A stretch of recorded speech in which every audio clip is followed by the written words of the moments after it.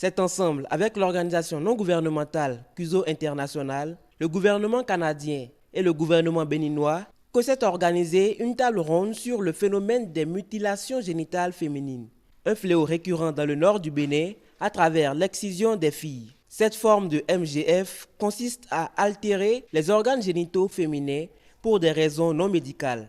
L'intérêt porté aux mutilations génitales féminines est dû à la tendance lourde que constitue ce phénomène dans le développement et le plein épanouissement de la petite fille. Elles ont des répercussions sur la santé et les droits sexuels et reproductifs des femmes et des filles. Pour le Canada, lutter contre les mutilations génitales féminines est un chantier important dans un contexte où les communautés sont majoritairement analphabètes, en situation de vulnérabilité et en quête d'opportunités pour leur épanouissement socio-économique. Les mutilations génitales féminines, par ses conséquences, fragilisent la vie sociale et l'épanouissement de la femme. Elles sont proscrites par plusieurs fondements juridiques au Bénin comme dans le monde.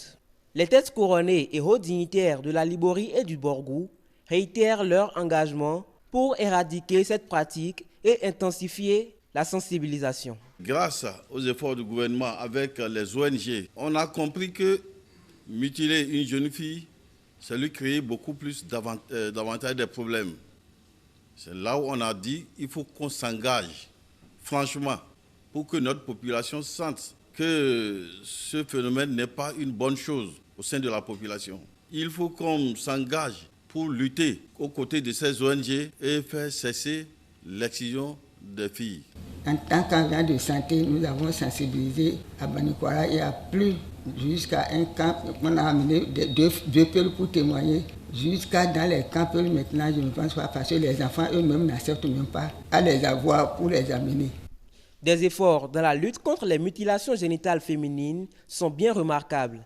La représentante du ministre des Affaires sociales souhaite une couverture sous-régionale de cette lutte. C'est pour ces raisons que, au nom de Madame le ministre des Affaires sociales et de la microfinance, je plaide pour la mise en place d'un projet sous-régional de lutte contre les mutilations génitales féminines. Ce projet permettra de mutualiser les efforts des acteurs multisectoriels, de capitaliser les bonnes pratiques et de surmonter ensemble les difficultés actuelles.